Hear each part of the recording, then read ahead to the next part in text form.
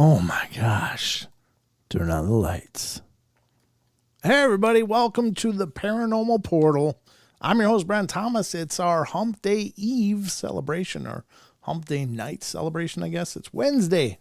So thank you so much for joining me right here on the show. And as always, hopefully we got a lot of fun stuff all packed in, ready for you to go. I think it's fun, but, you know, as the person that's pulling it all together, I could be wrong. Hopefully it'll be fun, though. I know it's always fun to do the shows, and of course I'm always excited to turn on the lights and get started again, because this is by far one of the peak things in my days is doing these shows. So thank you for being here and sharing the experience with me. And I'm not alone here, folks. Don was under the weather tonight, so I had to call in the backup here. And joining us after a long absence here on the show is, of course, my first branch on my personal family tree, Mr. Sheldon Thomas. How you doing, buddy? That's right, everyone. The prodigal son returns. Prodigal. How you doing, though? Good? I am doing good. Just working hard, making that bacon, and getting into it. Getting back into the portal where I belong. Absolutely. It's good to have you back, and I'm glad that you could fit in and make it work tonight because, of course, Don's under the weather. I told him, nope, you know what, just go get some rest. He sounded miserable, and he was getting more miserable by the minute. I could just hear it. I was like, oh, man. So hopefully he's feeling better real soon, and will be back with us on Friday night. But until then, we'll take it from here, I guess. And right. Sheldon, you ready to embark on another journey into the paranormal portal? As I always say, always. Well, did you miss it? Yes, absolutely. Yeah. It's being away from this community has put a hole in my heart that is now filled. So I'm glad to be back. We'll spackle up that hole right now. So we'll just get it all packed in and good. Down. And no. What the hell? No. Well, think happy thoughts. That's not at all what I said. You just made it horrible. Oh, don't do that. All right. So I got to tell you, folks, we have to thank, of course, the show sponsor, and that is Cryptid Coin, which I turned off last time. So let me turn it all back on so we can talk about it here and just right like that. Ladies and gentlemen, Cryptid Coin is a partial sponsor of tonight's show, and they are a new cryptocurrency, or newer. They've been around a little bit now, but they have their focus at the heart of cryptid research and investigation, and so that's makes it very near and dear to our heart right here on the show. And so if you're looking for a possible new cryptocurrency investment, this could be a good one. I'm not able to advise people because obviously I just am not a financial advisor, but I know a lot of people are getting involved in cryptocurrencies, and I think with the volatility of the markets the way they are, and it's maybe not a bad idea. I don't know, but if you decide that's a right path for you, by all means, check out Cryptid Coin, and you can find out more on cryptidcoin.io. Again, cryptidcoin.io. It's on your screen right now. And learn more and see if it's maybe the right fit for you. It's now available on PancakeSwap, so it makes it a little more easily accessible to people wanting to invest. So thank you, Cryptid Coin, for being part of the show and for helping to keep the lights on here. So that's always a good thing. So thanks again, Cryptid Coin, and thank you, Sheldon, for joining me tonight.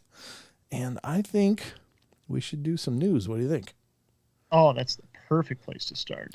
It always is. So let's get to it, folks. We're going to go over to the newscast right now and get started. Well, ladies and gentlemen, the Paranormal Portal News.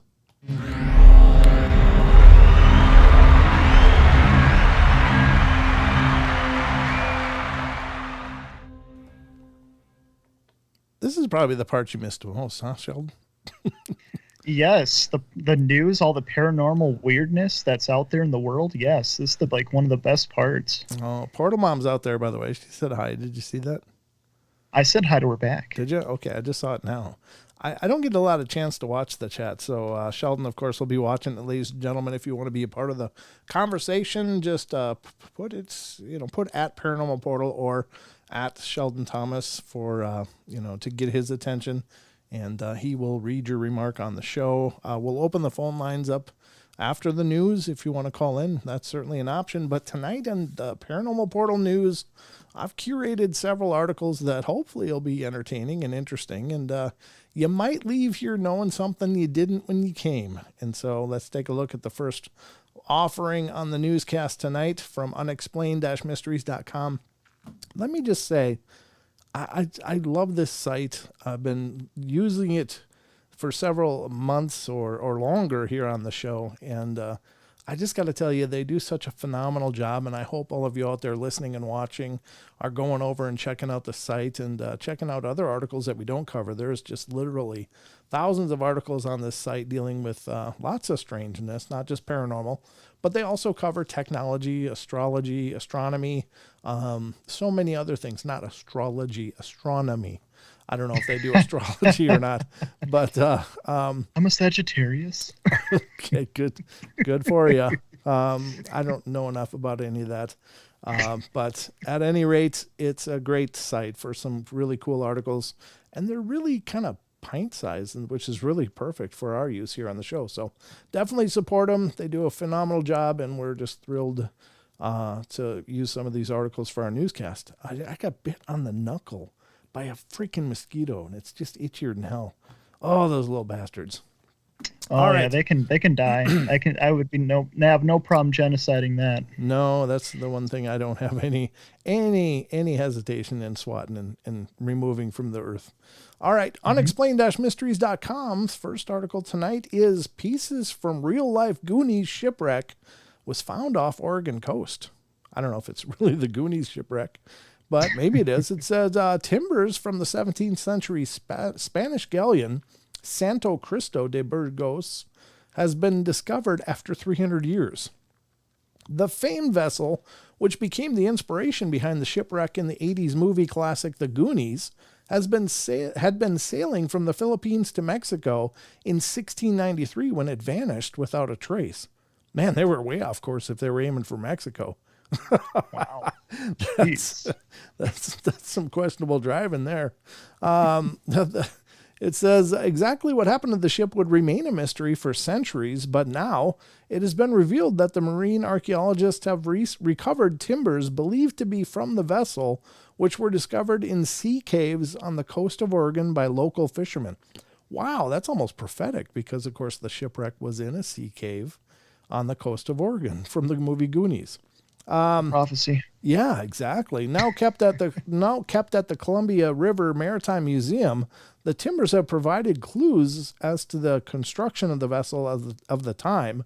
However, the whereabouts of the full shipwreck continue to remain elusive, as it is likely that the timbers had detached and were carried away by the tide. Yeah, that would probably be the case.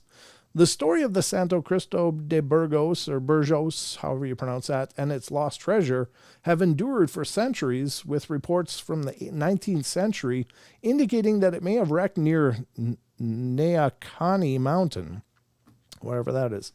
At the time, the legend was supported by chunks of beeswax, which was being transported as part of the ship's cargo, washing up along the shoreline in Nehalem Bay. As things stand, there's no way to know exactly what condition the shipwreck might be in. However, the existence of the timbers suggests that at least some of it might still be intact somewhere. Finding it, however, will be like looking for a needle in a haystack. of course. It's like, yeah, that's such a tired euphemism or whatever the term is to use. But yeah, everything's a needle in a haystack when you don't know where it is. So that's kind of stating the obvious there. But anyway, I think that's kind of cool. They actually found timbers from a shipwreck in a sea cave, which is exactly the part of the plot for the Goonies. So very cool. Yeah. That's exciting. What do you think, Sheldon? That is exciting. And did you see that movie? I saw it years ago. I think Right. I Okay. think you were the one who showed it to me many years ago, but I I don't remember a whole lot of it. Yeah, I mean, I don't remember if I showed you it, to be honest with you, but pretty crazy. Maybe we watched it. I don't know, something. Something. All right. Well, anyway, moving along into other news, here's some story out of Florida, and this is really disconcerting. But if you're if you're out in the wilds of Florida, like the swamplands, be careful. That's all I'm going to say, because according to unexplained-mysteries.com, a new huge 18-foot python was the largest ever found in Florida. 18 feet. 18 feet. That's a man-eater. That's easily a man-eater. Yeah. That is huge. That's a lot of snake. Oof. And, I mean, we oftentimes see these snakes. I had a boa for years, and she got about 6 feet long, and that was about the time that I was done having her, because I had to move into an apartment that didn't allow snakes and all that. So had to get rid of her, but 18 feet is like hundreds of pounds. And oftentimes people think these snakes are slow. These are not slow creatures. They are incredibly able hunters. I mean, they eat deer, for God's sakes, and deer are not slow animals, but they lie so still and motionless, and they strike with such precision and strength. And by the time you realize what's going on, you got coils and you're being squeezed. And 18-foot snake is a lot of muscle, and it would crush a person in a hurry. So that's absolutely terrifying, honestly, that there are 18-foot python, possibly bigger in Florida. But let's see what it says. It says gargantuan, Burmese python has been lured out and caught in the wilds of the Florida Everglades. The species was first introduced in the Everglades in the 80s. I don't know who would introduce them. I think it was pet owners. Just they got too big, so go be free. Nice job. Oh. And has since gained a significant foothold, resulting in a major decline in raccoons, possums, bobcats, as well as near total disappearance of some rabbit and fox species. Wildlife officials have since spent years attempting to remove the reptiles from the region. This latest specimen is the largest yet, a female weighing 13.6 kilograms and measuring 17.7 feet. It was caught after another python, a male, was used to lure it out of its hiding place. Large reproductive female pythons are very important to remove from these ecosystems, said biologist Sarah Funk, F-U-N-C-K. Just she's getting the funk out. Just to clarify, of the Florida Fish and Wildlife Conservation Commission. Images of the snake can be viewed in the news report below. And look at that. It's taking 3 men to carry this thing out. And I think that's mostly a measure of just being safe. It's not like 2 guys couldn't support the weight. Maybe it couldn't. I don't know. But I don't know how much that weighs. They didn't really say how much it weighed. But 18 foot's a lot of snake. Now the delay caught up. Oh, my God. Yeah, that's huge. That's a big animal. If that got there's nothing if that got fully wrapped around you, there's like around nothing you could do. No, about the only thing you could hope is that you could have a hand free enough to grab like a knife and start cutting. Because that's like about it. Yeah, and that's even that. Who knows? I don't know. I just think that's terrifying. That's absolutely terrifying. So, if you're in the Florida area looking for skunk apes, be careful. You might find other cryptids, like 18-foot pythons, for instance. That's terrifying to me. Truly it is. Well, there you go. That's another great addition in our modern age. The next article, this one I gotta spend a little time on with you guys. And the reason being, let me just look up something quick, because I had to debunk this years ago when a series of these were being proposed as being possible examples of alien currency. But just give me a second here. I was going to do this before the show, but I did forget. I don't know if it was. I think it was in here. Let me just see if I can find it. It was one of those things that basically it's a coin with an alien head, and somebody's claiming that they got a roll of these coins by accident or some other reason. I don't know, but I'm going to try to find it quick if I can here and show you what I was able to break down years ago on social media. And here we go. It's going to be coming up here in a second, because there it is. Okay, let me open this.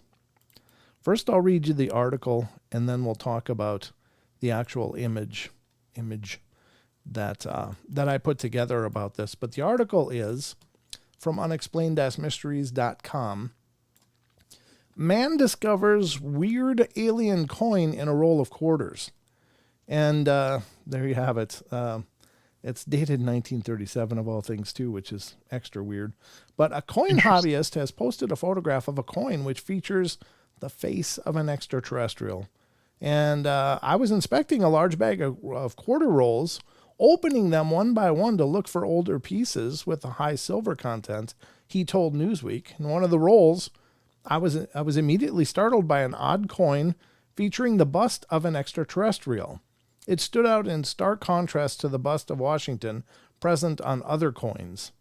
It says the alien face included the word liberty printed on top and the year of 1937 printed on the bottom. Far from being a unit of currency from another world, however, this particular coin is believed to be what is known as a hobo coin. They were thought to be over 200,000 classic hobo coins produced between 1913 and 1980, each with a unique piece of artwork created by the homeless. They were either made by altering existing coins using knives or other tools.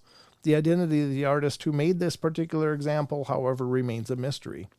I don't believe that this is actually on a quarter. I think it was possibly a rework of an Indian head nickel. And if you look at the size of his fingers, either this guy has giant fingers or this is a nickel. And I'll show you the image that I created that goes over these kind of things. In fact, the coin in question is one of them that I featured years ago on my expose that I'm pulling over here. And here's this collection of alleged alien coins that were suggested by some people to be, this hidden space program, and this is proof.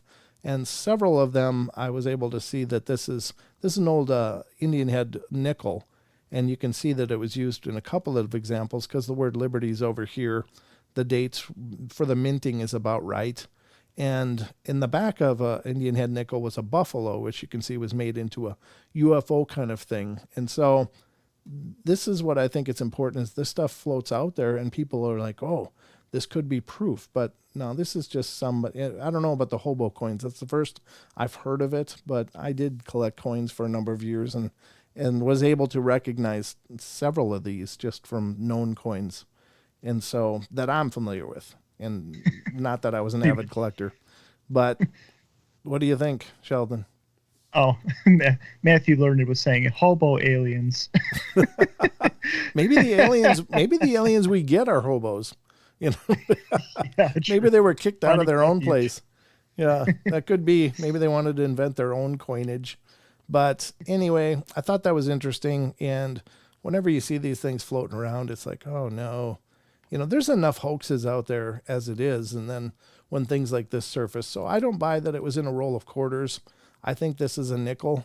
And I think the whole story falls apart pretty quick once you start looking into it, because the minting is exactly like an Indian head nickel. And so is the available headspace for use in carving in an alien skull. So I think it's pretty cool, but it is, I don't think it's like proof of an alien civilization, Right. that type of thing. But it's really cool. It is pretty cool. Yeah. So anyway, when you see those kind of things, not bad effort, I guess, but I don't think it's anything to it. It's just people trying to push off hoaxes.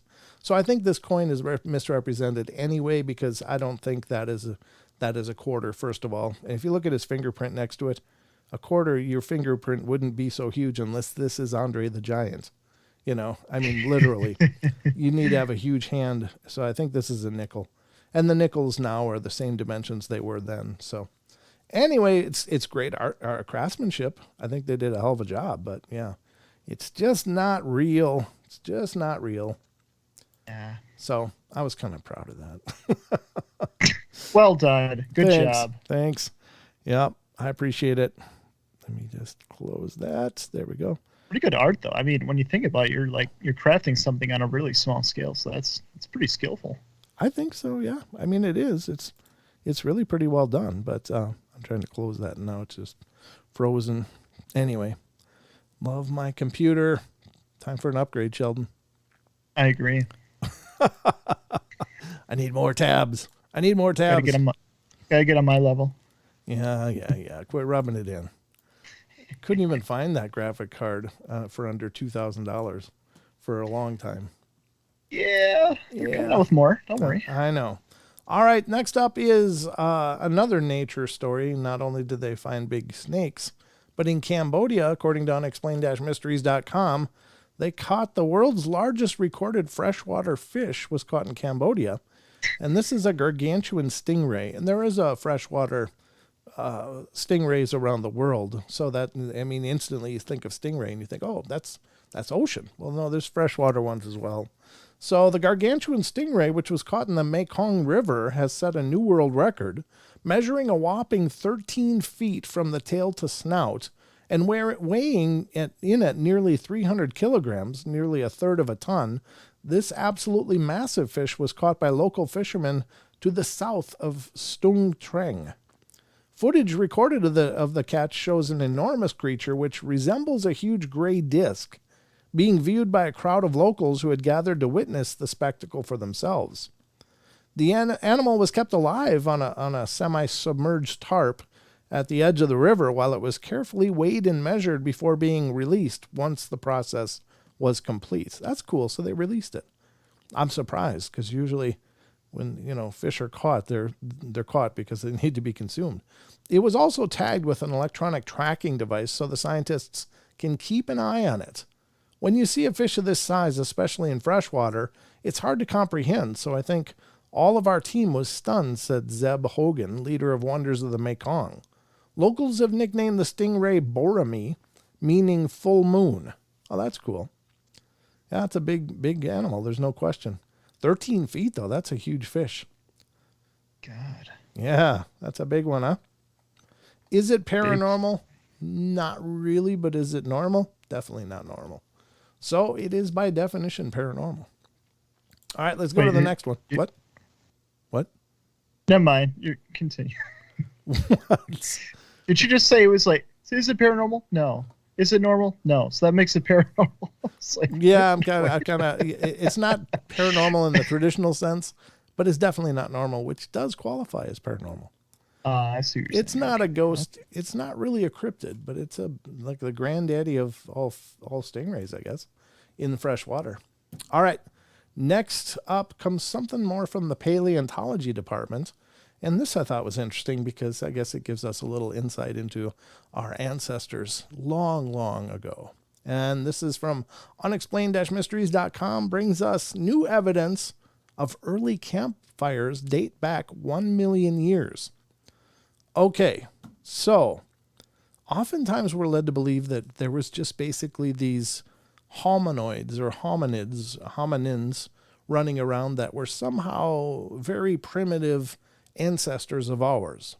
And we didn't really equate much to them other than, they were tribal to some degree and were maybe even nomadic to a degree, but they were very primitive. But allegedly, there were campfires being created 1 million years ago, which predates the arrival of Homo sapien by at least 900,000 years, because the oldest estimate I've heard, and I could be wrong, it's like 100,000 years ago for Homo sapien to have emerged. So this early ancestor, probably of ours, was building campfires. So is it possible they were Homo sapiens then? I don't know, but I will tell you that I think of things like the artifacts out of time, or OOP-arts, the out-of-place artifacts. And those are, things that look like they were machined and created, and they're more complex than a Stone Age culture, which is what we believe was there, are encased in rock, which puts them in the millions or hundreds of millions of year range. So, let's have a look at this article. Go ahead, Sheldon. What? I was gonna my guess is that this could be having to do with the whole missing history type of theory.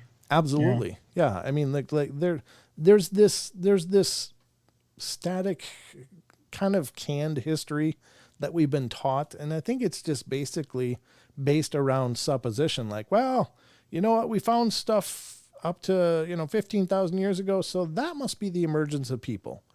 So it's not really an in-depth scientific conclusion. They're just basing the history of our ancestors based upon what they found and how old that stuff is.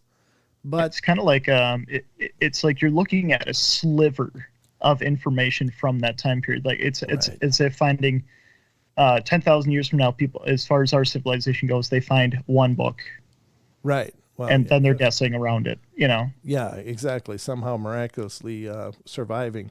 Then but that's exactly right. There's just these hypotheses that are somehow accepted as scientific fact. And I don't think we know near enough to make any kind of solid conclusions. Even the fossil record, that's just stuff that we've managed to dig up, usually by accident. And, then we find areas and we dig them up and find more things. But that's just these small little slivers of information from a really robust history that we know nothing about. So, the fossil record is a work in progress. It's not a complete catalog. All right, so new evidence of early campfires dating back 1 million years. Scientists have used artificial intelligence to analyze evidence that early humans were making fire 1 million years ago. The ability to make fire, how big is it? No, it's okay. The ability to make fire is often cited as one of the most critical and fundamental discoveries in the history of human evolution. Not only did it make it possible to cook food, but it also brought warmth and light and also offering a way to repel dangerous animals. Determining exactly when our ancestors first figured out how to create and use fire on demand, however, has represented something of a problem for scientists, as traces of controlled fire from hundreds of thousands of years ago are neither common nor easy to distinguish from wildfires. Now, however, scientists using artificial intelligence to analyze minute chemical changes in flint artifacts from a lower Paleolithic site in Israel have discovered what appears to be evidence that our ancestors were capable of using fire as far back as 1 million years ago. While there was no direct visual evidence for fire at the site, the AI picked up chemical signatures indicating that the flint had been heated up to more than 400 degrees Celsius. This, coupled with the amount of bones and other tools found there, appears to suggest that this particular fire had been under human control.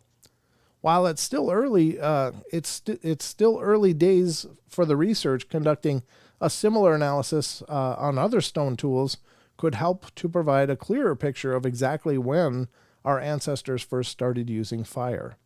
So I think that's cool, because that puts us into 1 million years ago, which moves the needle quite a bit, I would think. Yeah. Oh my God. Yeah, that would be huge if that was like proven to be true. Yeah. Yeah, exactly. I think so.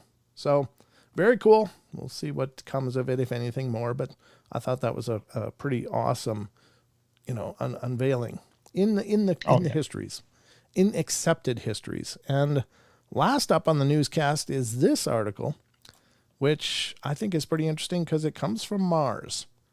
And I don't know, it does seem unlikely, but we'll let you guys be the judge. According to unexplainedmysteries.com, mysterious balanced rock discovered on Mars.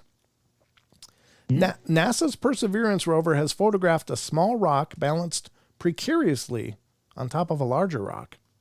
Shared last week on Facebook, this image, which was captured in Mars' Jezero crater, appears to show a rock the size of a bowling ball perched atop a second larger boulder.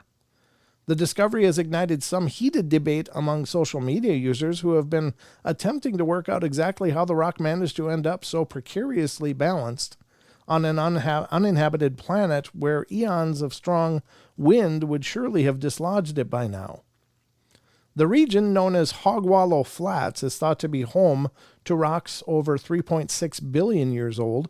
Of course, the most likely conventional explanation is that this particular rock formation is simply the result of erosion over a long period of time. However, it still remains a decidedly curious spectacle. And that's all we can tell. And literally, it's just an image, but there it is, folks. This is the image. Let's take another look if we can. That's a bigger image of it, but there it is, just perched on top of there like, I don't know. How come it wouldn't just have moved off by now in the high winds, other type of events like that, maybe even earthquakes? I think they had recently discovered earthquakes or quakes on the surface of Mars. So I don't know. That's pretty crazy. So there's a balanced rock on Mars. Don't we have that here on Earth where because of erosion, you'll have like rocks that look like they're just barely on each other, like they're as if they're stacked? Sure. I mean, there's natural formations of the sort, but this is pretty unusual because it looks like it's kind of sloped. It has an angle to it, and there's just a ridge that rock seems perfectly balanced on. Now, that doesn't make sense for it to be erosion if it's structured like that. Yeah, I don't know. I don't pretend to know enough to make any kind of educated idea about it, but it does seem unusual that rounded rock would be sitting perfectly on that little, I don't know. We don't know what's on the other side. I mean, so it's just basically a two-dimensional image, so we don't have any 360-degree information about what's going on there, but it does look very unusual. Could aliens it be are screwing with us? Some guy's like, "Where's my helmet? I knew I put it down." Yeah, I don't know. That's what their helmets look like. Yeah, it's an alien helmet for all we know. I'm just saying that's weird. You be the judge. I don't know. Does that look indicative of an intelligent thing? Maybe. People stack rocks on walking paths all the time. I don't know. Maybe we picked it up from somewhere. Just saying. Who knows? Anybody's guess, but I will tell you this. This has been a presentation of the Paranormal Portal News, and I hope you guys are leaving here with a little more information than you came, and it's been worth your while. So anyway, Sheldon. Yes. How about we get back to the rest of the show? What do you think? It sounds good to me. Yeah. Right. All right, ladies and gentlemen, this wraps up the news for tonight. We're moving on.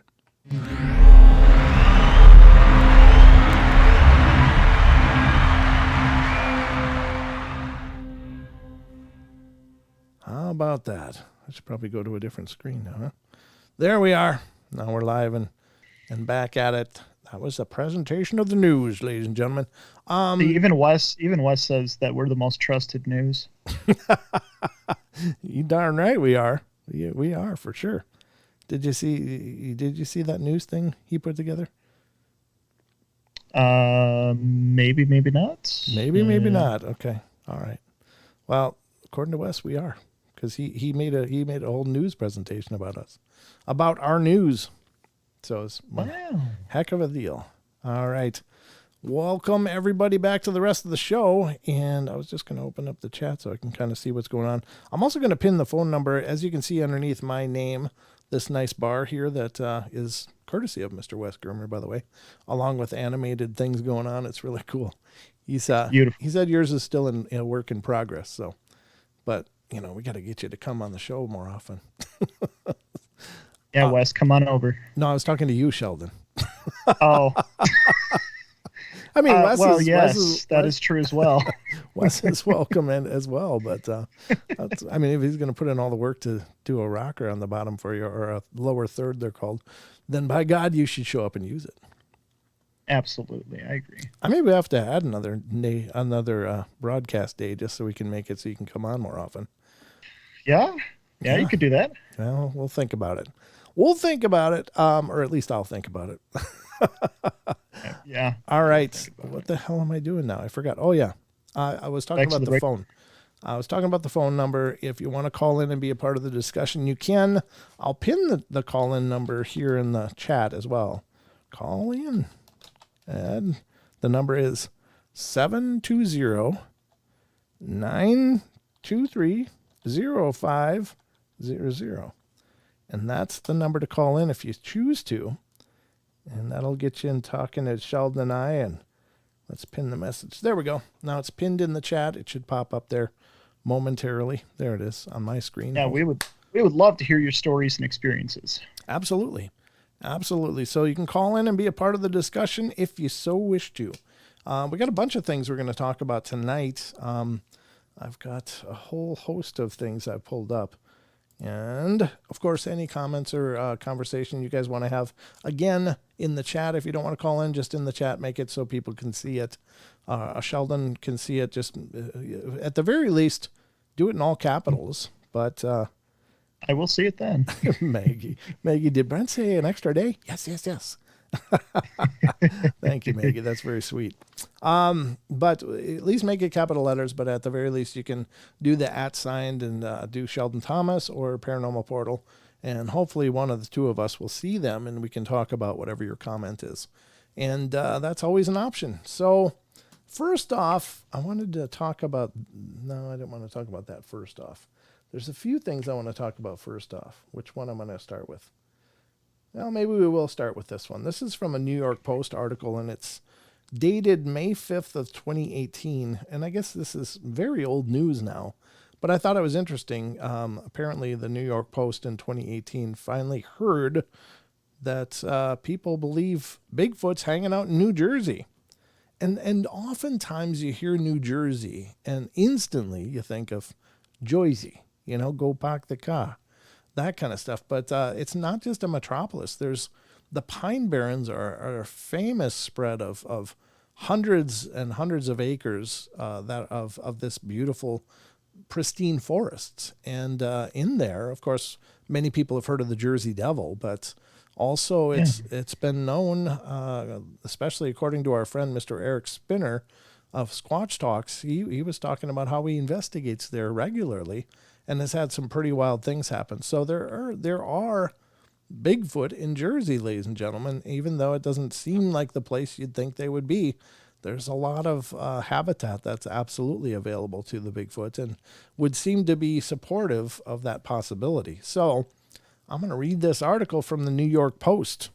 They're even in Jersey. Wonder if they have an accent there. Do you think the Squatches have an accent?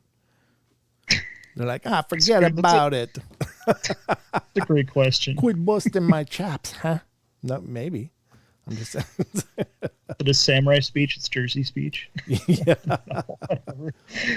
What are you, some kind of wackadoo? Get out of here. Something like that. Android says it's 1.1 million acres. 1.1 million acres, ladies and gentlemen. It's much bigger than even I thought. I didn't know the number, so I was just kind of being vague about it, but thank you for filling in the blanks. So this is an article from the New York Post, June 22nd, 2022. The article is from May 5th, 2018. It says posted absolutely currently, but for some reason they're reposting a really old article. Maybe it was a slow news cycle. Hard to say.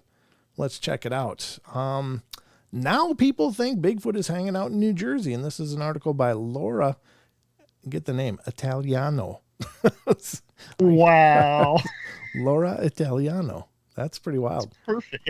It's perfect. I know. It's got to be just something serendipitous about that. May 5th, 2018, 7:16 p.m., and it's been updated. So we'll see what you updated here. Why did the Sasquatch cross the road? Oh, dear God. Oh, geez. To give us another reason to make fun of the Garden State. Oof. She's not employed for her humor. The legendary, fictitious. Why would you say that? Bigfoot was allegedly spotted in South Jersey's densely wooded pine barrens, adding to the dozens of sightings in the Garden State since the 1960s. According to a group that logs credible accounts of the big hairy bipedal creature, in a split second, I saw something brown on two legs and about 6 feet tall sprint behind the car, writes breathless eyewitness Tricia, in her latest sighting logged by the Bigfoot Field Researchers Organization, or BFRO, which tracks the hirsute hallucination globally. Man, this author's kind of obviously expressing a bias here, which is not the way. If you're a reporter, you're not supposed to express your biases. But okay, jeez. Whatever. The Ashbury Park Press reported. I caught it in my rearview mirror, wrote Tricia of the creature. She said she spied on an overcast April 7th as she drove with her husband and dog near Brown Mills in Ocean County. I was kind of thinking to myself that my eyes were playing tricks on me, but I just couldn't shake it, she wrote. Oh, geez. Way to prop your own ad there. Reps from the BFRO reached out to Tricia the next day, and she elaborated. She explained that after taking some pictures of the wetlands, they got back into their vehicle, and she started to drive on down the dirt road, and she glanced back in her rearview mirror and saw a tall and lanky, brown-haired biped leap across the entire road, wrote BFRO investigator Eric Spinner. Oh, there's Eric right there. Yep. She described how the legs were splayed like a dancer, each leg pointing opposite, and the arms, too, were moving back and forth, Spinner wrote. A trip to the encounter location uncovered no tracks, hair, or other evidence, Spinner added. Still, it doesn't get much better than to have the chance to do an interview so soon after an incident. The BFRO has logged 68 Sasquatch sightings in Jersey going back to 1966.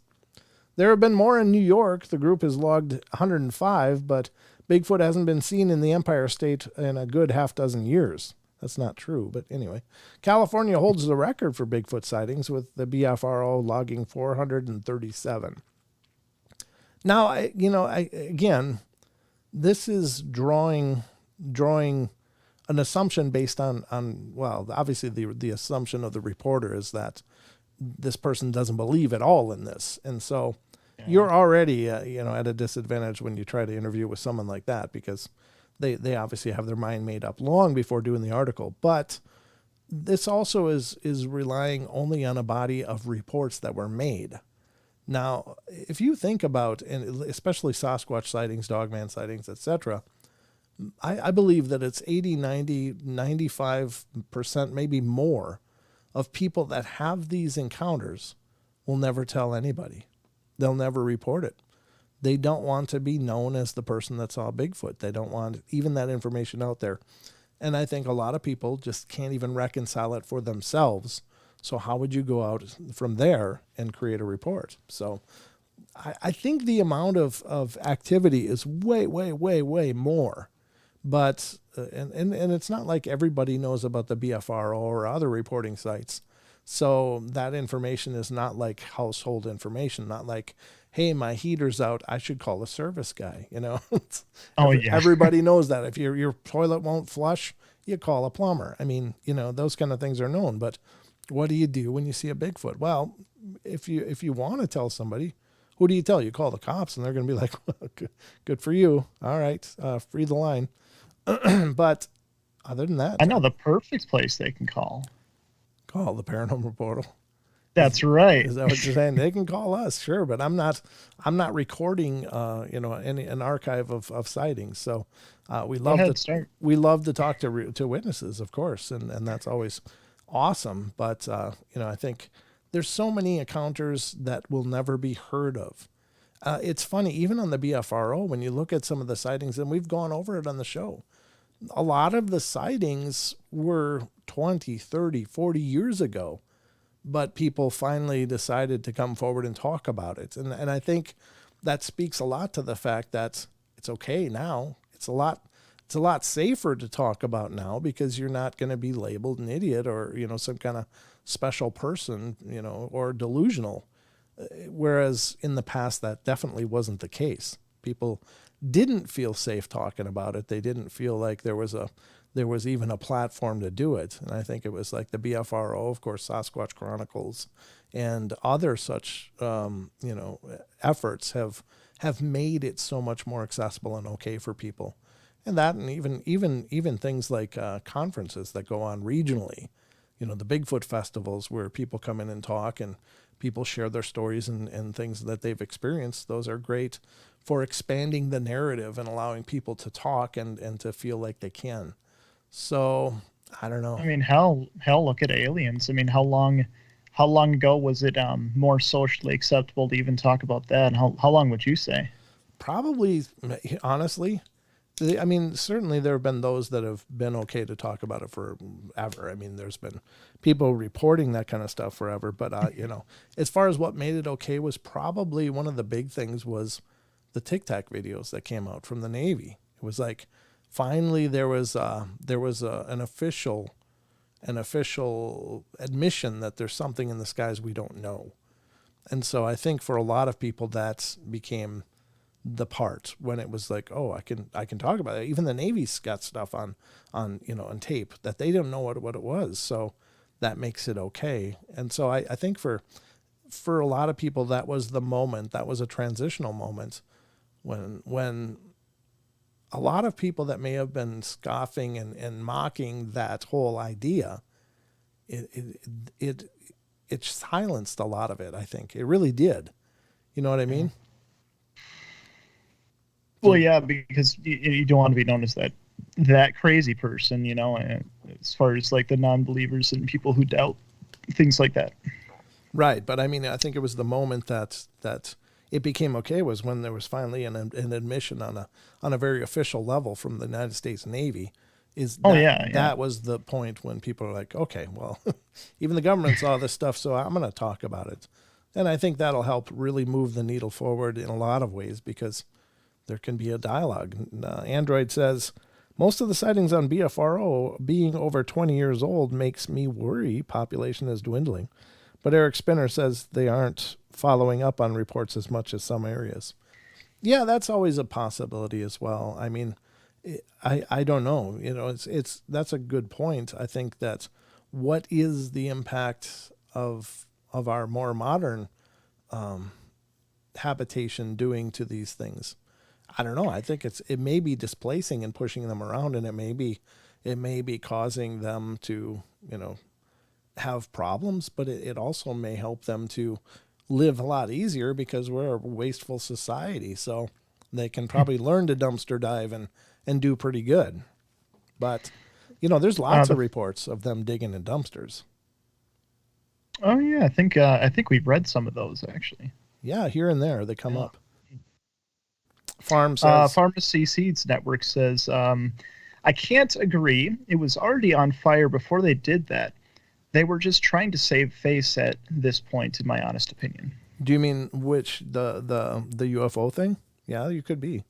It could be. I mean, it certainly wasn't the first time that people had discussions about it. There's been, there's how Leonard Nimoy was doing In Search Of, which talked about all this stuff back in the 70s. So I mean, the discussion has always been there, but the point is when do you think it became okay?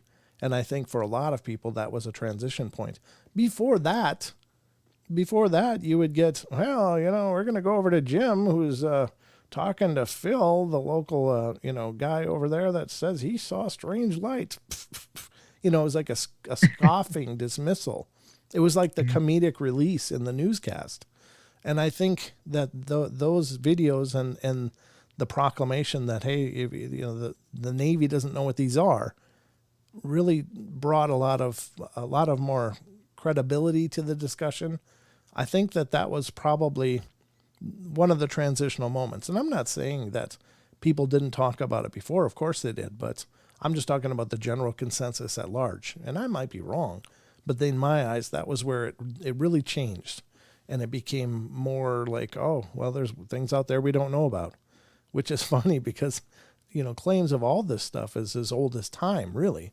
But, a lot of stories throughout the ages, including, artwork from the medieval or the Renaissance period showing these strange, like people in saucers above biblical depictions. So, well, even in ancient, weren't there symbology in Egyptian symbols that depicted that as well that we looked at some point? well, there's like hieroglyphs that some people think may have represented like a helicopter and possibly UFOs and stuff. And if I could read hieroglyphs, I could probably have more of opinion on that. But yeah, I mean, there's people representing that, that there was hieroglyphic examples of more modern technology and advanced technologies and stuff. So maybe, I mean, many cultures have these weird depictions of people coming from the sky wearing what looks like an astronaut's outfit, so it's pretty wild.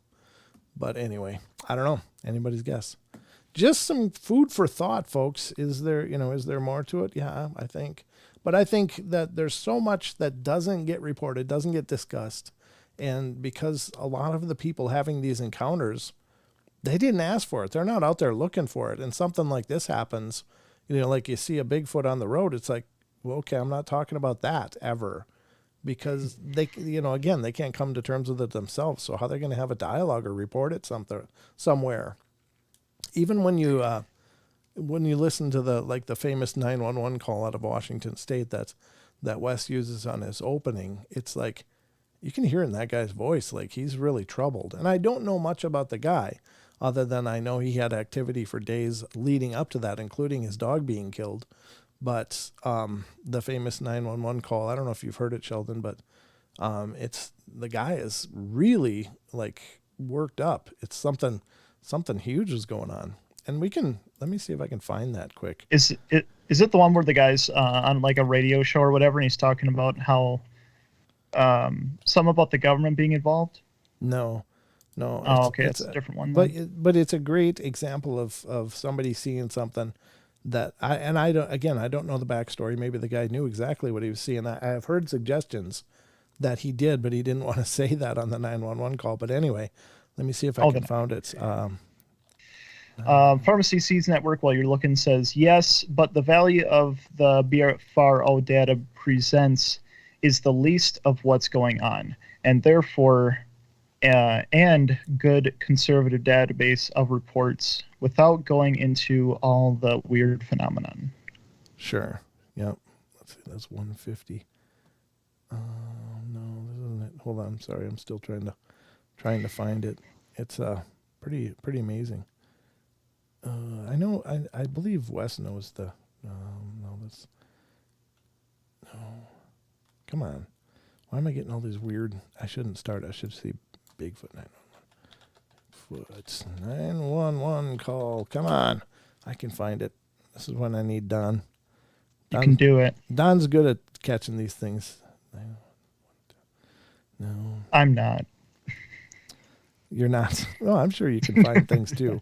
I'm not. I don't mean to, suggest that. No. I'm not taking it that way. I'm just throwing it out there just to self-deprecate a little bit. All right. Yeah. Let's see if I can find. No. What? Why are this? I'm getting all kinds of stupid stuff. Let me see if all right. Let me look again. Hold on. I'm still looking. Sorry, folks. I should have been more prepared. But since this came up, and we're talking about reporting and how maybe the needle's moving in the direction. I wish I could, but I don't even know. Yeah, it's no. Derek Brown says Bigfoot 911 call on YouTube. Yeah, that's what I'm looking under, and I'm finding all kinds of weird stuff. Home invasion. It's like I don't know why this is so hard. I used to just pop right up, but maybe I got to Google it to get it. I don't know. Shadow banned. Yeah. I don't know. I don't do a lot of this. No, proof's out there. No, man, I'm just finding everything but that. It's usually pops right up. Getting people disappeared, 911 calls, shootings. It's like, come on. I put Bigfoot in there for God's sakes. It's ignoring it. It's just like, nah, you didn't mean that. You couldn't have meant that. I guess not. Here's one mysterious 911 call leads to meth arrests. It's like, what the hell does that have to do with Bigfoot? Come on. This is ridiculous. I'm still trying. My God. Hackers. I mean, Jesus. Really? The algorithm has spoken. Yeah, the algorithm's like, get the hell out. Do your show. You're wasting time. Yeah. Tiger Woods' neighbor. What is it's going so far away from the subject I at this know. point. It's like, are you serious? This is just stupid. It's just one. There used to be a really old video that was, it was really well done. It was just, and I don't know why it's so damn hard to find. I don't know. Oh, wait. Derek might have found it. I might have found it too. Hold on. No, it's 5. That's too long. It's not 5 minutes long. Let's see. What did he find? He said here, but I'm waiting for a link or something. I'm probably going to get rickrolled, Yeah. Never going to give. No, don't do it. Don't you dare rickroll us. I actually love that song. I mean, I know it's people abused it, but I actually do like that song. Yeah, I know. Here it is. Here it says here, but there's no link. Derek, you got to put a link in there, dude, or you can't. You can't, can you? Oh, no. No, Eric. That's right. I don't know what that is about the chat, but nobody can plug links in. I don't know if you're friends with me on Facebook, Derek, but if you are, just send it to me in a message on Facebook. This is weird. I can't believe that I'm finding everything but what I'm looking for. Excuse me. Hold on. Got a cough. There. Oh, shut up. Come on, dude. Really? Is it, how long's the video? It's you're looking literally like only about a minute long. It's really short, but I found a minute long one. Well, Greenhorn Mountains. I don't know. I found that one too, but I don't know if that's right. I don't know. I know it was just maybe I should say Sasquatch. Derek says Bigfoot County 2012. Let me do Sasquatch 911 call. See what that does for me. Bigfoot County 2012. Mm-hmm. Let me just look at this quick. Hold on. I'm going to open it up in another tab. It's on some movie clip or something. You will find it, guys. Don't worry. Hold on. I got to get through the ads here quick. Just looking. Hang with us, folks, because if you haven't heard this, I know most of you are going to be familiar with this, and I'm wasting a lot of time to go over something that's you guys have all heard a million times before, but... Oh, is this it? Jesus. Let me just lower the volume on this here. I'm trying to clip ahead here.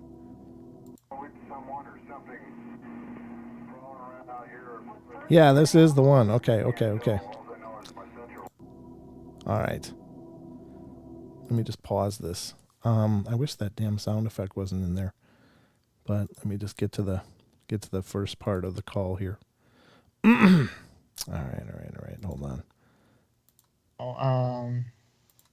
There used to be just an old video out there that had just the call. It was just a call. Digger says Bigfoot 911 call in Washington State. Oh, okay. Let me look for that. Let's just see. This one's Maybe more that's of a the clip. one you're looking for. Bigfoot 911 call Washington. 10 states. Thank you, guys. Hopefully we'll find it here. This is 238. Is this the one?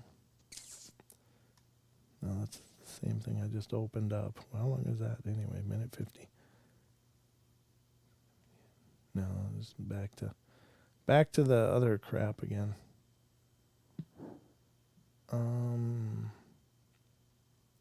I don't know. Let me just play what I got here, because I'm just gonna play the audio, if you guys don't mind. But let's just see how this works. I hope it works. 911, what are you reporting? With someone or something crawling around out here. A person or an animal or? I can't tell. All I know is my central light came on and I just happened to glimpse and see this thing running across the yard. A good-sized man or something that looks like a man. I don't know what it was. Just that it ran across the yard. Jesus Christ, you better see him. Hello? Oh, Get somebody out there. What's going on now, sir? That son of a bitch is about 6'9", I don't know. You see him now, sir? Yes, I'm looking right at him. Okay, hang on. He's right. Is he in your yard, sir? Yeah, God, he's big. Okay, what's he in your yard? He's looking big. There you go. Was that able to be? Were you able to hear that? Okay. Hello? I just realized I had it muted, so I didn't hear it at all. Oh my God, Sheldon. You said you were. Okay, I was mistaken. I thought you were still looking for it. I didn't know you found it. Yeah, I actually played it too. And Oh my God. Okay, Well, I anyway. did find it as well. so Digger Dog says was- there was actually 2 calls made by him. Okay. Yeah. Yeah, it's like finding a needle in the haystack. You're absolutely right. And that's the frustrating part. When you're not looking for that crap, it pops up everywhere. And then the minute you need it, nope, you're going to be digging. You get a bunch of other crap. I never had that much trouble finding it, though. That's so weird. But anyway, it's an interesting call. I hope you guys were able to hear it. I think it came through. Meanwhile, oh, geez, Red Cap Goblin. We're not showing that comment, Red Cap. Come on. Jeez. This is a family show. Come on now. But anyway, you can hear in that guy's voice. That's a very organic response to somebody seeing something that he doesn't know what to do with, but he knows that, I think he knew was what happened, but yeah, I think he knew he was looking at a Sasquatch, but he didn't want to say that because he'd actually seen this thing before, but it had killed his dog, apparently threw it over a fence at somewhere in the range of like 20 feet in the air, a German Shepherd. And, yeah, I mean, this is absolutely terrifying. And then it was hanging around his house. So what a horrible thing. But I mean, this is the intensity that people deal with when they're seeing these things. And no doubt, We mentioned in the call that it was 6'9". I mean, isn't that like more of an adolescent than an adult? This is a man up in his house, terrified, looking at something and trying to, I mean, I've heard that he already knew he was looking at a Sasquatch, but Yeah. what do you think the reaction would have been if he'd said, I don't know, it's about 8 or 9 feet tall. It's like, oh, okay. Oh, So yeah. So it has to be a little more realistic. Yeah, I think he was like 6'9". I don't know. It's huge, Yeah. I don't know if that's exactly accurate, but it's absolutely horrifying that man experienced that. And I don't know what follow-up from that or anything else. I do believe, again, I think Wes is familiar with more of the story, but that call is just, I mean, you can hear this man is absolutely disturbed and he's begging for help, get somebody out of here, Yeah, he's freaking out. Where was that call? Andrew asked where was the call? It's from Washington State. I didn't put the link. I should have put the link. I just closed it. Elaine says Mason County, Washington. Mason County. Thank you, Elaine. I appreciate that. Digger Dog West, you still around? Give us comments. I don't know. If he's out there, I'm sure if he's got a second, he'd call in. But at any rate, it is really bizarre. So there's got to be a bunch of people confronting these things or seeing these things and not doing anything with it. I think it's just terrifying. So I think they're in New Jersey. Yeah, they're everywhere. And again, most of you guys know this information because I'm speaking to the choir here, literally. I know we have a lot of very knowledgeable Bigfoot enthusiasts in this audience, but there's only one state that doesn't have Bigfoot reports, and that's Hawaii. So if that's the case, they are everywhere. So we're going to get to more of these and other cryptid sightings as we go through the night. I just love this stuff. I love me some cryptids. My God, it's already 10. Huh? It was 10 when we. Oh no, you're Minnesota. Oh yeah, my bad. It's an hour in, I should say. Yeah, we're already an hour in. Jeez. It goes quick, but yeah, that's pretty incredible. Yeah, it is. Okay, so once you start shooting, don't stop still. It's dead. Yeah, that's the thing. Yeah, that's the other part of it, and it comes up a lot. A lot of very well-armed hunters have seen these things, and they're carrying like 308s or bigger rifles, and they have made the statements. This is not a unique statement. It gets made over and over and over and over first of all, it looks human, so they already don't want to pull the trigger because it looks like a person. And now other people have said, I knew that if I shot it, I was just going to make it mad. And when you're looking at something that big and you don't know if you're food, if you're going to get killed, if you're going to just be able to see it and walk away, you don't know. But the last thing you want to do is piss it off, because at that point you've entered into a contract at that point, and you're going to see it through to the end, whatever that means. So now you've actually stood next to a statue that was supposed to depict around the size of what a Bigfoot's supposed to be. Yeah, it was 8 like foot. That wooden statue, Bigfoot statue.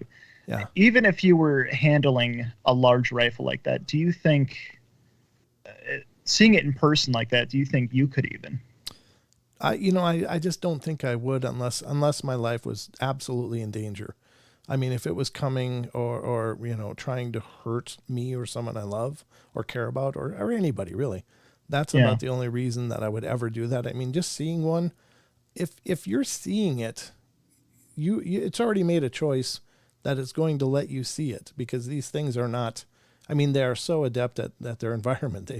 They are literally forest ninjas. So if you're seeing it, it wants you to see it.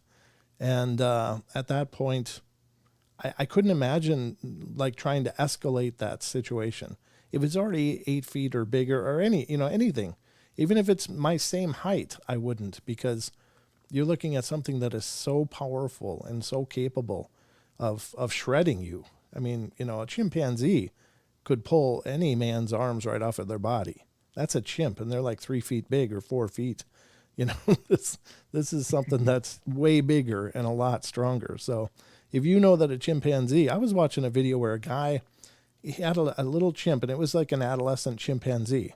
And the chimp is up in the tree, and the guy is a full-grown adult man, puts his arm out, and the chimp grabs his arm with one arm and pulls him up into the tree. This is a 150, 160, 170 pound man. This chimp is just, and not like it's grimacing and grunting. It just goes and pulls the guy up with one hand. That's a very, very strong creature.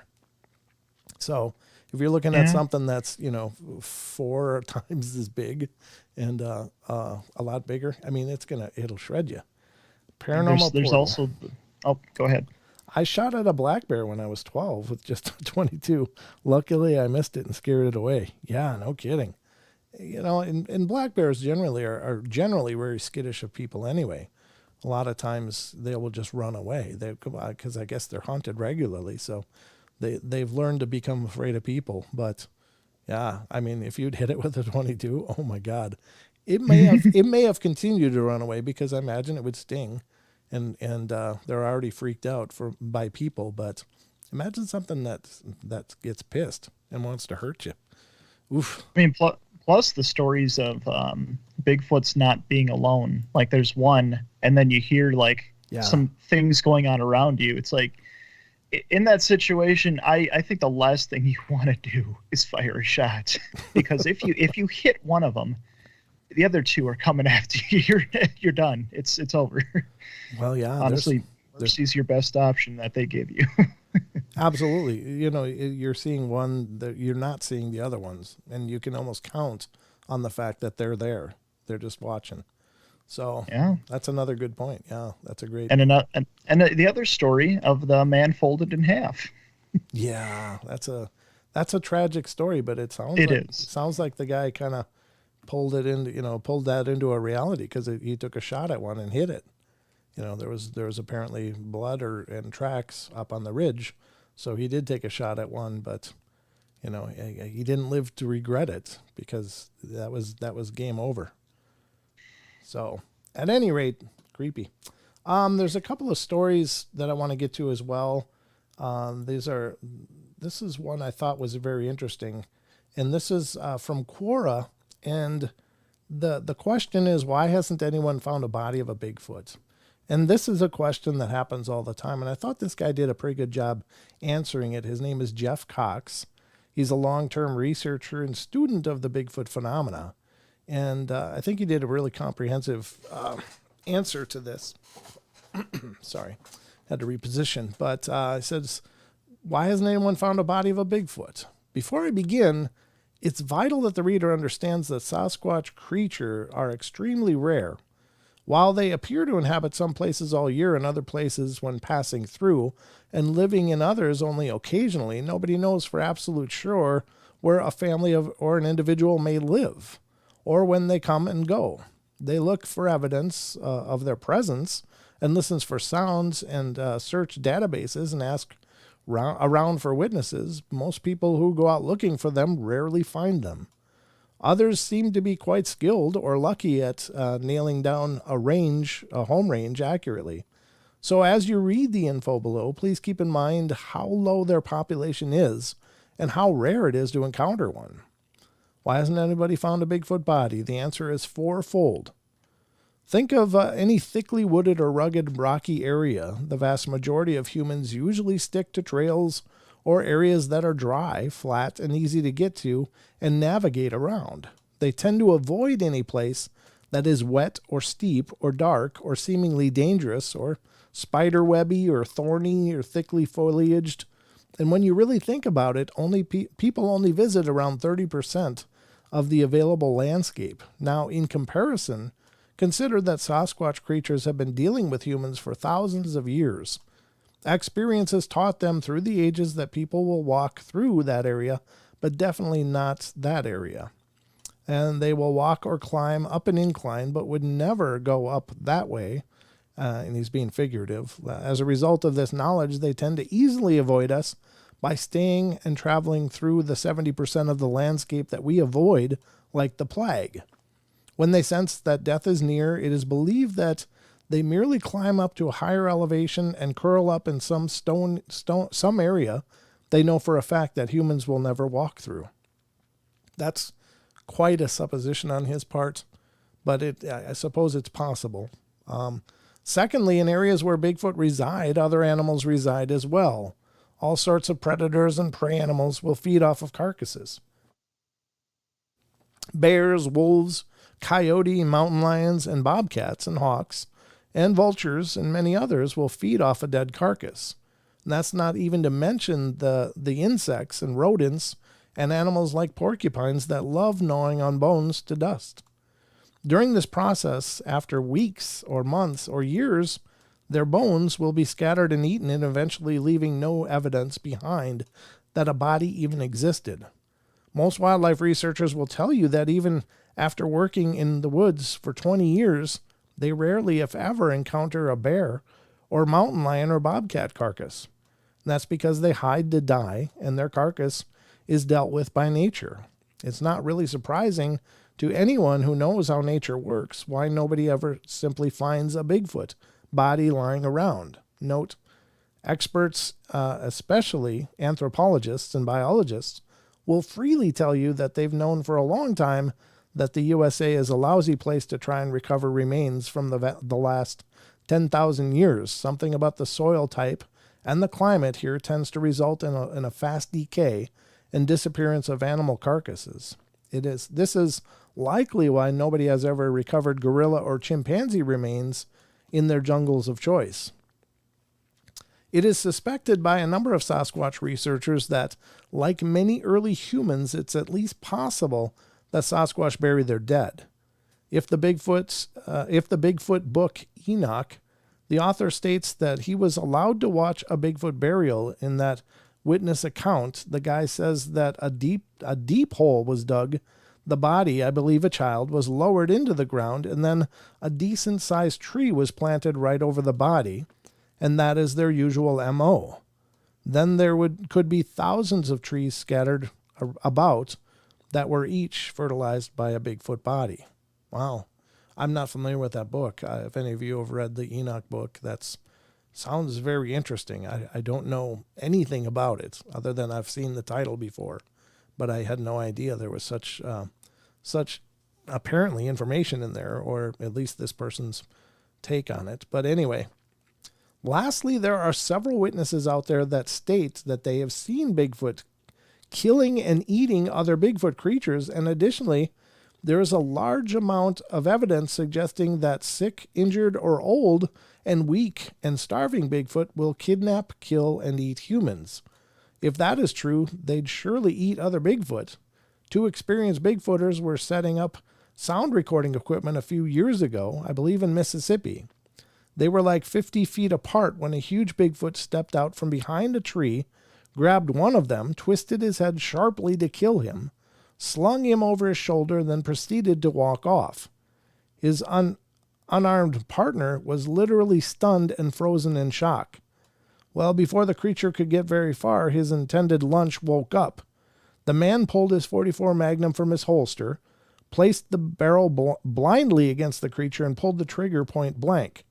The sound was likely the sound and likely injury caused the creature to scream, drop the man, and then run off. His friends say he recovered but was never the same again. I've never heard that account before. That's why nobody has accidentally stumbled across a Sasquatch body in the woods. We don't travel where they do. They hide and they die. Their bodies are dealt with by the natural means. They may eat their dead, they may bury some as well. All of this is conjecture based on a conglomeration of evidence and eyewitness reports and scientific investigations and scientific facts compiled over the last 100 years or so. So it's kind of an interesting take. I don't know what to make of it. I mean, I do believe that they probably do bury their dead. There's it does seem like a very civilized thing to do. But if we're dealing with an intelligent species that may have an intelligence equal to our own or even possibly advanced to our own in some ways, then is it possible to believe that they would mourn and bury their dead? And I think it is. There's apparently anthropological evidence to suggest that Neanderthals buried their dead and even had ceremony of sorts, including flowers that were included in the burial rituals with the body that was underground. So if Neanderthals did this, then is it a huge leap to suggest that perhaps Bigfoot does as well? Well, I think that makes sense. I do think they're smart. I don't think they're just apes or animals. I think that they are a people. I guess would be the best assessment to make. And by saying a people, I mean intelligence, and having a structure, a system of cooperation with themselves and other groups probably. And so in language, yeah, exactly. Like they have a comprehensive language. So this is not just a being that's existing completely on instinct. I think that they think, I think they observe, I think they learn. And I think that they are, probably have a tribal structure with rules and rituals to a degree.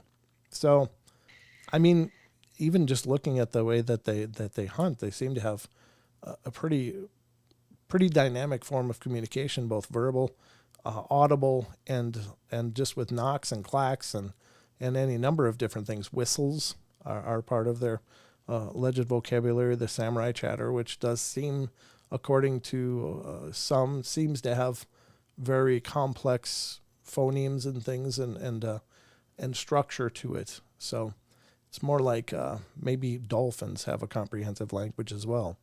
So yeah.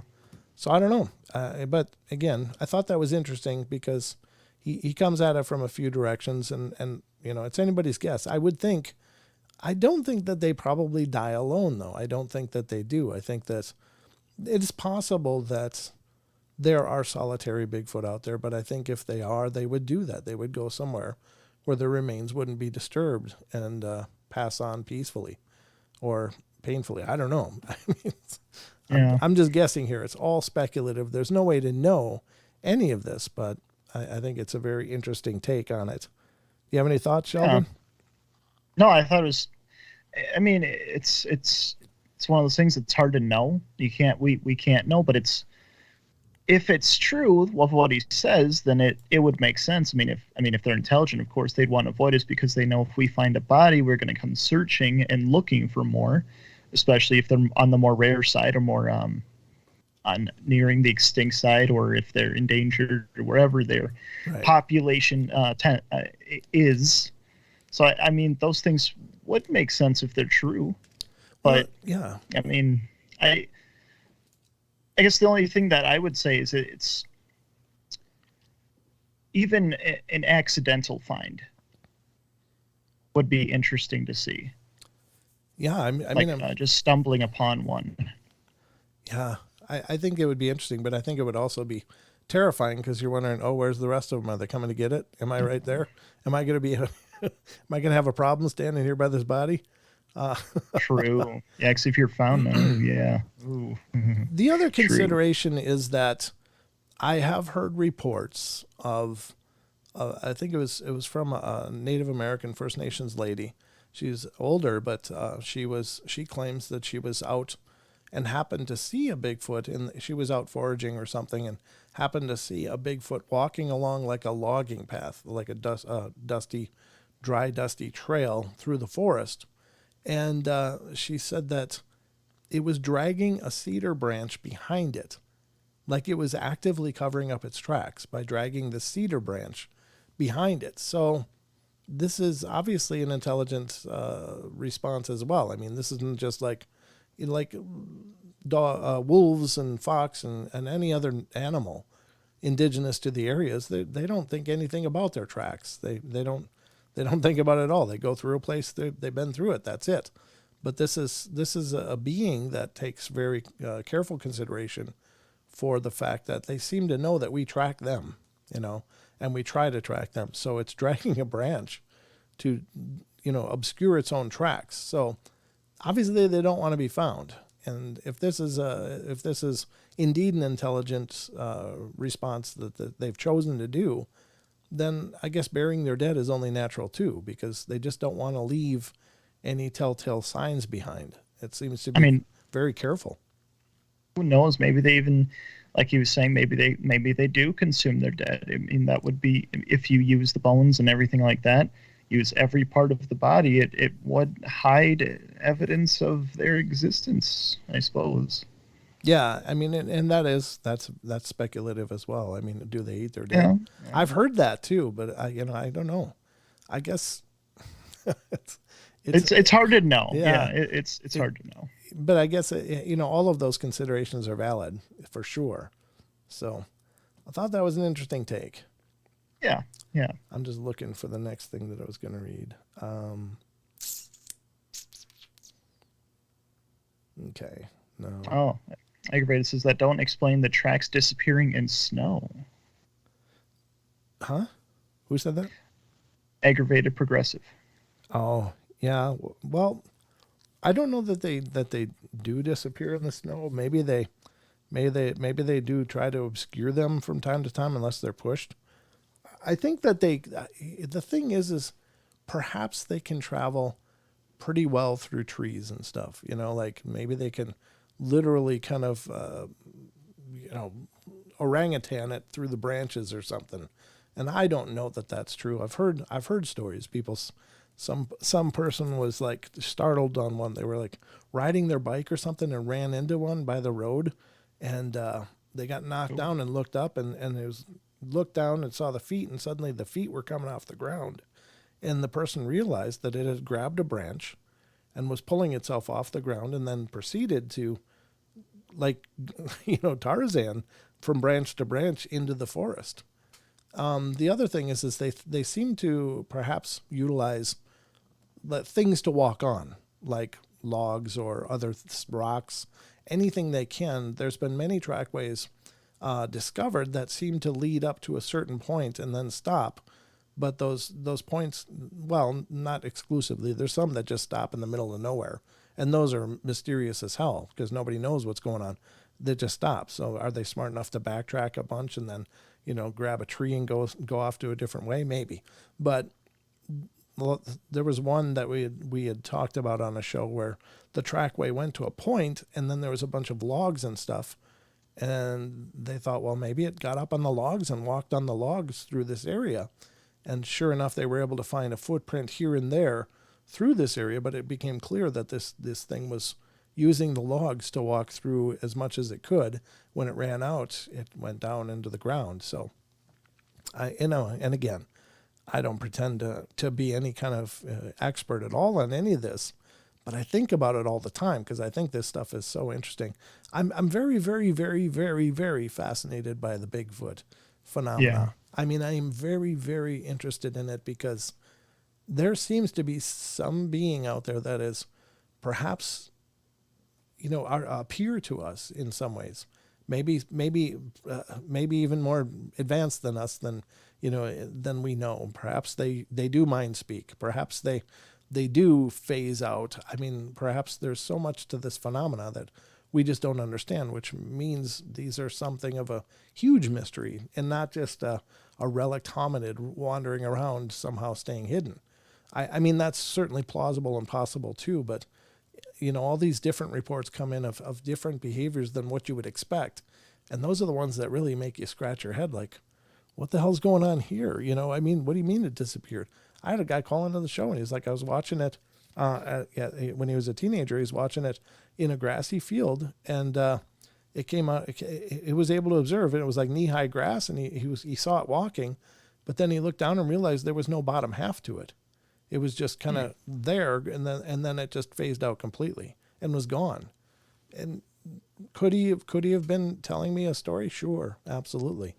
But he sounded sincere, and I believe him that was what he saw. I don't know what to make of it though, but that's where it gets really curious and hard to understand. It kind of ties into I'm sorry if I'm not pronouncing your name right. Teddy's trial is saying in chat. Ties right into that. Some believe that they are a manifestation of nature, that they're nature spirits. Sure, yeah, that's great, and that's the weird part, right? Yeah. What are they? With stories like that, yeah, those the one that really get your head scratched about it. Yeah, they do, they really do, and it's really confusing because, again, most of the evidence is anecdotal. Somebody saw something.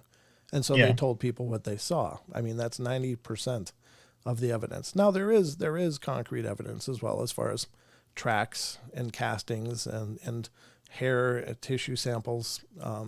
There was, I think it was Doug Hyjek had a cabin or was using a cabin up in Canada where they had laid down a bear trap because they had, up there, apparently when they winter their cabins, you want to keep bears out because bear will try to break in and tear up the place, looking for, sometimes it's something as stupid as like insulation, because apparently there's a insulation that's commonly used in refrigerators, or at least was, that to the bear smell a lot like a beehive. And so they would tear apart refrigerators, get into that insulation and try to eat it. But, to do that, they have to tear open the door. So one of the things that they did was they put a board down with nails, just tons of nails sticking in it, like a 12 by 3 board, and all the nails are poking up because the bear steps on that. It's like, it changes their mind. Well, they found that there was something had stepped on this board that was very big, looking like a huge foot, and there were tissue samples still on it. And I don't know. I think the DNA was inconclusive, but I might be wrong. But it was from his Monster Quest days, and it was very, very interesting. So I don't know where I was going with this, but the point is that these are something smart. There's something out there. I totally lost my train of thought on that. Sorry about that. I lost your train of thought too. I had a direction I was going with that. I remember that the tissue samples, I guess, was where I was going. Is that there is concrete evidence that has been recovered that suggests there's really something physical out there. And it's the point that I'm making is it's hard to know what they are because they're obviously physical. They obviously can be physical. They leave tracks. They do leave blood sometimes when they step on nails and stuff. And they do leave hair. And they obviously have to eat because they're observed sometimes at roadkill. Sometimes they're observed taking down deer, sometimes elk, whatever. So they obviously have to eat. So they're a biological thing to some degree. But then they seem to be something else too. And that something else is the big curiosity. I don't know. Yeah, it's very curious, like what whether it's a combination of multiple things, whether it's a singular thing and not others, and the others' stories were mistaken or whatever. It's very interesting as to what the right answer or the reality of it is. Right. Yeah, it is. It's very, very much a conundrum. But that's why we do the show, because we're just exploring the possibilities, folks. Nobody knows. Right.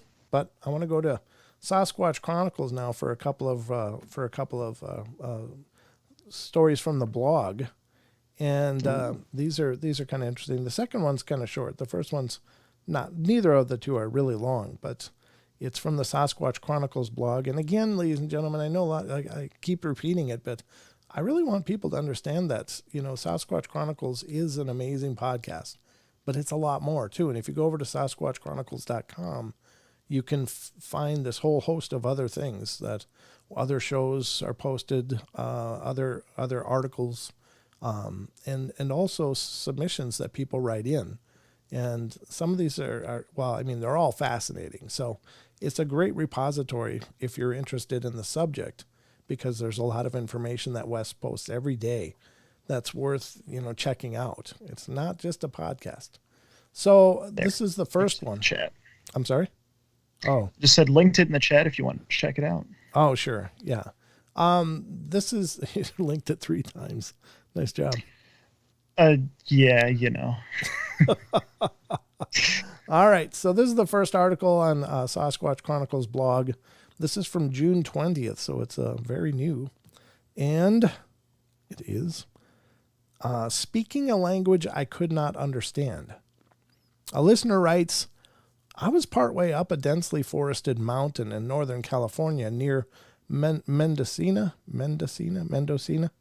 and I was working at a friend's farm, and they had a trailer way up on the mountainside, and they asked me to stay and to protect their garden that was in a little clearing up there. Well, around 2 or 3 in the morning, my first night, I woke up when something huge hit the side of the trailer and made it rock back and forth. My mind was racing as I tried to figure out what was happening, and for a second, I thought it was a bear, but I immediately knew it wasn't because I could hear speaking. It sounded like muffled voices of 2 men with really deep voices. So at that point, I thought someone was up there about to rob the place. I laid there quietly listening and realized that the voices weren't speaking a language that I could understand. It had lots of grunting sounds and loud exhales mixed in with the speech that you could hear the sounds of footsteps walking around checking things out. It became clear to me that it wasn't people because they never opened my trailer door and never messed with the gate at the garden. They just walked around and made these strange sounds for a few minutes as I laid there in total fear and astonishment. I didn't want to move a muscle or make a sound. Something told me not to look out the windows or do anything, and eventually they left and I fell asleep. That always amazes me. How do you go from such an extraordinarily adrenalized event to falling asleep? Wow. Yeah, I don't think I could. Yeah. The same thing happened for 3 nights in a row, and every time I was completely still and silent. The owner of the farm thought it was a bear or a wild pig when I described it, but I know that neither of those walk on 2 legs and talk to each other. Also, whatever hit the side of the trailer had enough height and weight to hit really high up and make it rock back and forth. Oh, man. Jeez. That would be such a horrible feeling because you're up in the mountain already, so you're alone. And you're in a trailer, and trailers are meant to keep you out of the elements, but it's really not a layer of protection. It's not a bunker. Just from weather events, it's protection. But those walls can be really kind of flimsy and weak. And, even a person, if you really wanted to get into a trailer, you could probably tear your way through the side of it and, not a whole lot of trouble if you were really motivated. But something like that's actually rocking the trailer. I don't know how heavy trailers are. I don't know what kind of weight it would take or what kind of force it would take. But I assume if it's a full-size trailer that you can camp in and sleep in, it's going to be pretty significant in weight. But whatever was doing this was strong enough to rock it on its wheels. So that's got to be horrifying. I would have. I mean, what can you do? You can't run outside because then you're with them, and you got to stay there. It's like you're literally in a cage at that point. That's when you go to the blanket mode. Something about blankets. They offer a great layer of protection to any paranormal event. It's true. You just got to grab your blanket, get under it, and be very quiet. And everything bad just goes away. Yep. True. I don't know if that's actually the case or not, but I hear it all the time in stories, especially ghost stories. I grab the blanket and I'm like, why would you do that? Don't you want to see if something's getting closer to you? You know, it's like, makes me feel like we need a Paranormal Portal blankets on the store. That's been a topic of discussion Don and I have had for years, actually, but we finally just found a site that can make them. So it's going to be an offering in the future, but Paranormal Portal blanket, I think, would offer extra protection because it has the cool logo on it. So I'm just saying. That's right. I think so.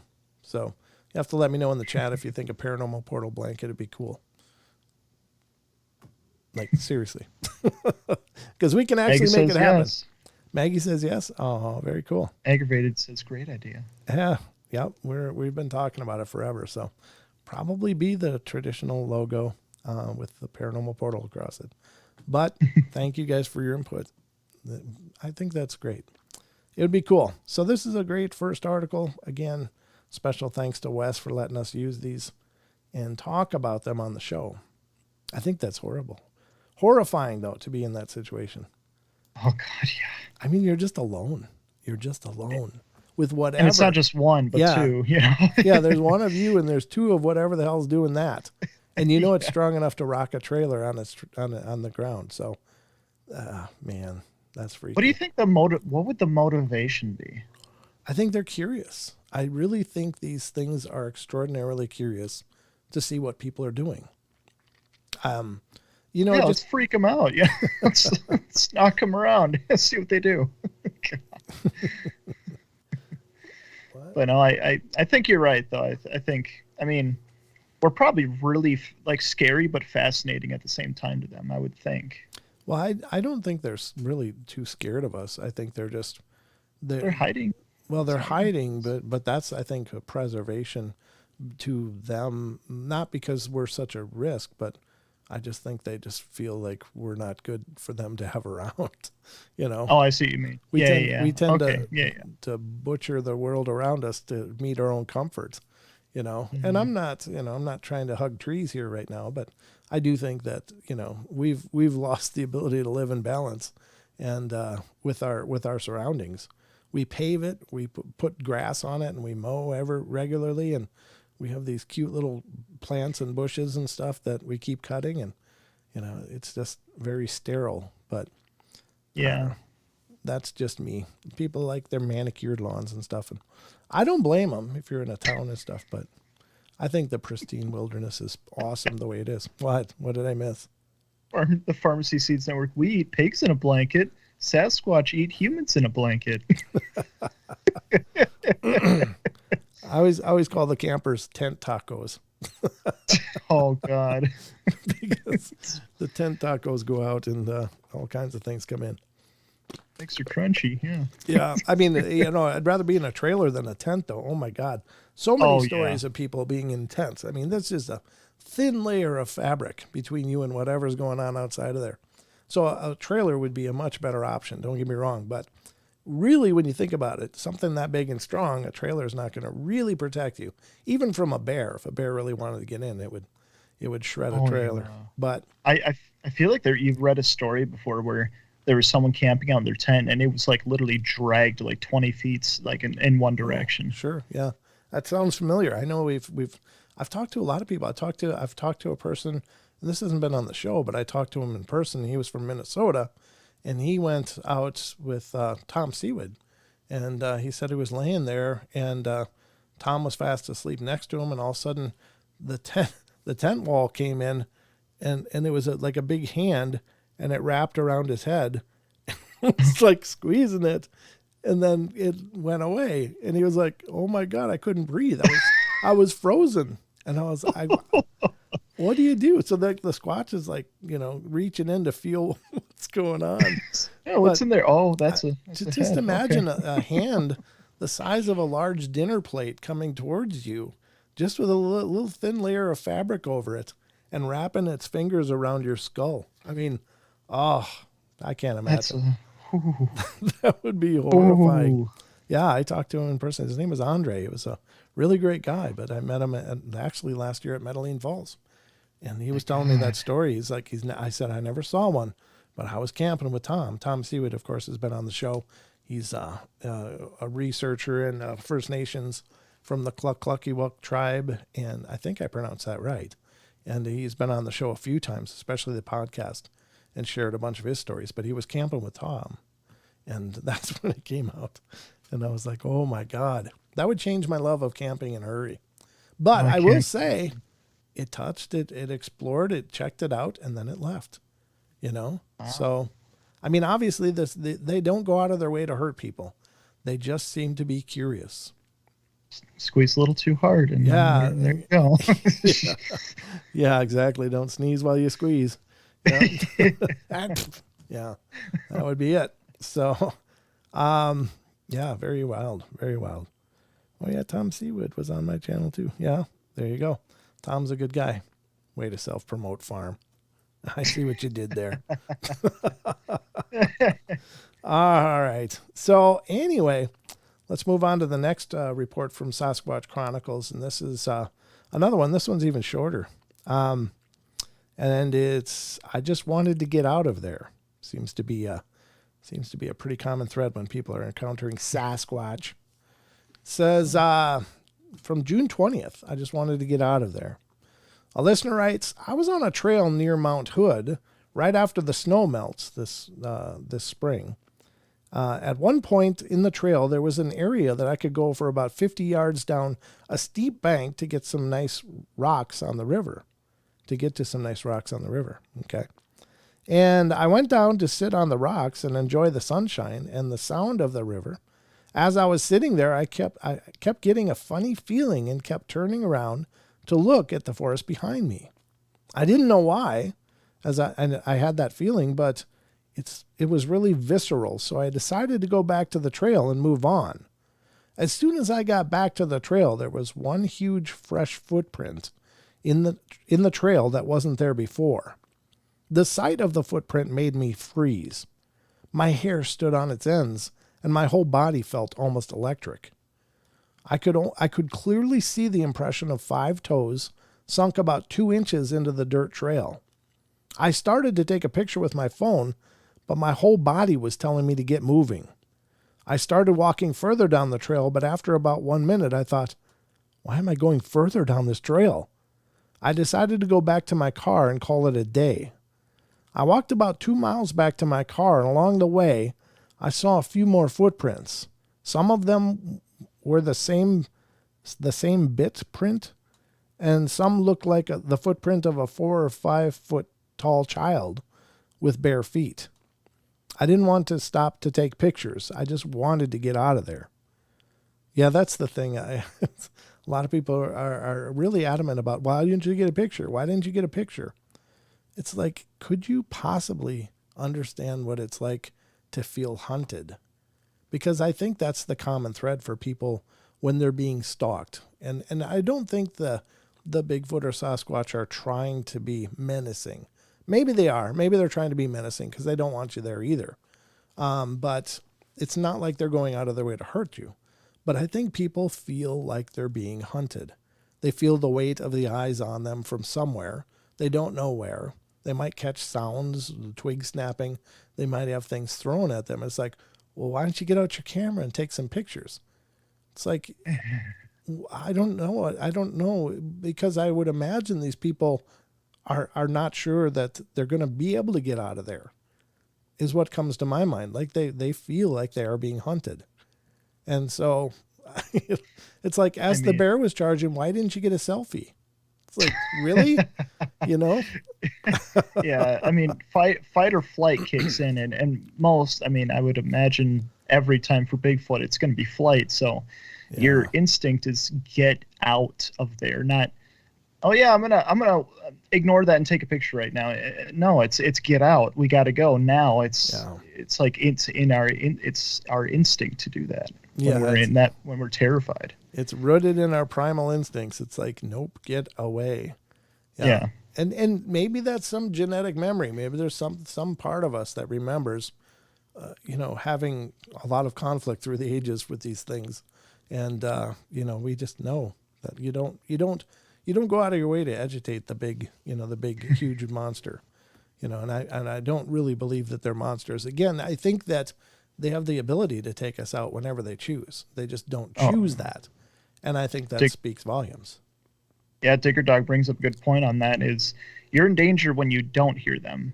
They make noise when they want you out of there. Oh, that's a good point. Yeah. Yeah. That's you're not hearing anything and you're getting this feeling. I imagine that's a bad sign. But if you're hearing stuff, you should still leave. But at least it's more of a warning than anything. Yeah. The Android says, speaking from experience, you don't want to take your eyes away 1 second to not miss the crazy things you're seeing. And things happen just so dang fast. Yeah, absolutely. I mean, these people, let me tell you, when I had the growling happen behind me, I think it was when I was 14, so it was a long time ago, but I'm here to tell you that every time I think of that moment, I get that same feeling in the pit of my stomach. And it's hard to understand, but I thought I was going to die. I mean, I thought I was about to die. I thought whatever made that noise was about to kill me. And the last thing, you're right, Sheldon. It's at that point you have two options, fight or flight. And whatever made that sound was not something I could fight. I just knew that. So the only option was just to go, and we did. But I mean, it's what it breaks down to. It's really great and easy to sit at your computer chair and look at at videos and critique these things all day long. And yeah, I mean, certainly it could be a million other ways that it could be handled. But when you're in that adrenalized state, and and that's a term I learned from Shell Dion, who's been on the show a few times, but I love that saying, adrenalized state. You're not thinking in objectively. You're just thinking, true. In terms of survivability and it's a moment of crisis. So I think you gotta give people a little bit of credit and a little bit of understanding in those situations, because you don't know what you got coming through those bushes. You don't know if it's coming through those bushes. I'm here to tell you, I've heard the growl, but I've also heard when the forest goes silent, and it is the creepiest feeling in the world. It is like even the crickets are holding their breath. Everything stops, and you're in this moment of absolute still.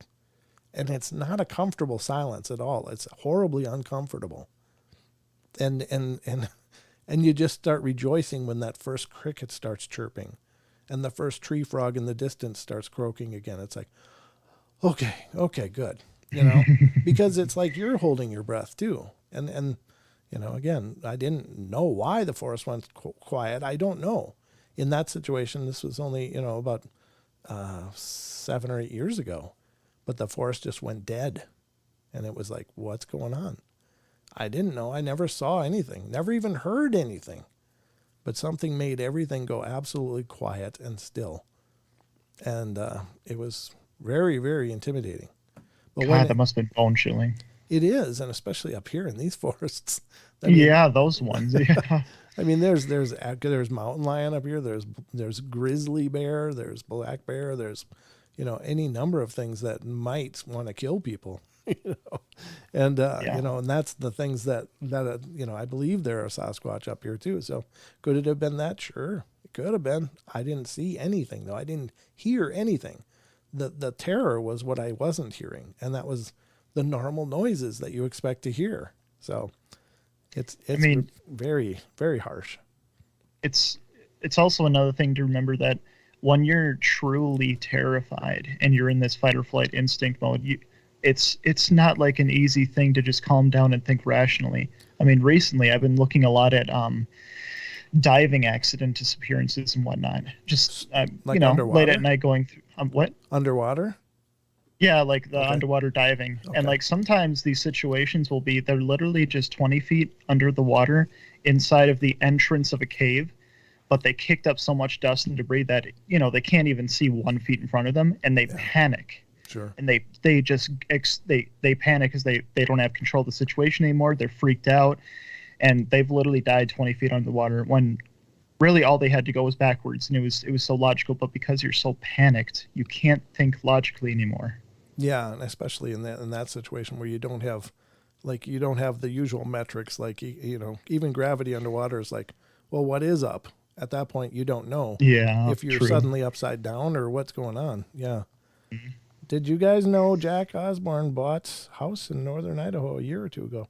No, I didn't know that, but I know he was up here doing some investigating with Jay Muse, and a couple of our friends met up with him as the show that was just on, or is just going to be on. Either it's already been on, or it was a Bigfoot thing that they did up here, and he met up with a couple of our friends. Nate Rudd is one of them. They met up with Cindy Goodbrake, and a couple other people apparently met with them, and they did some field work with them. So doesn't surprise me. I mean, I imagine there's a lot of people moving into the area up here because it's becoming more and more popular. So even in the short time I've been here, the last 8 years, it's been like, you know, suddenly there's buildings popping up that used to be just fields, and woods are getting carved back, and, you know, more developments going on, and the real estate prices are going through the roof. So that's for sure. No, it doesn't surprise me at all. In fact, you know, this is a beautiful area up here. It really is. So he was in this neck of the woods, actually. Wow. I don't have the ability to see it because I don't have the Paramount Plus or whatever that you need to have, or is it Discovery Plus? I think one of those.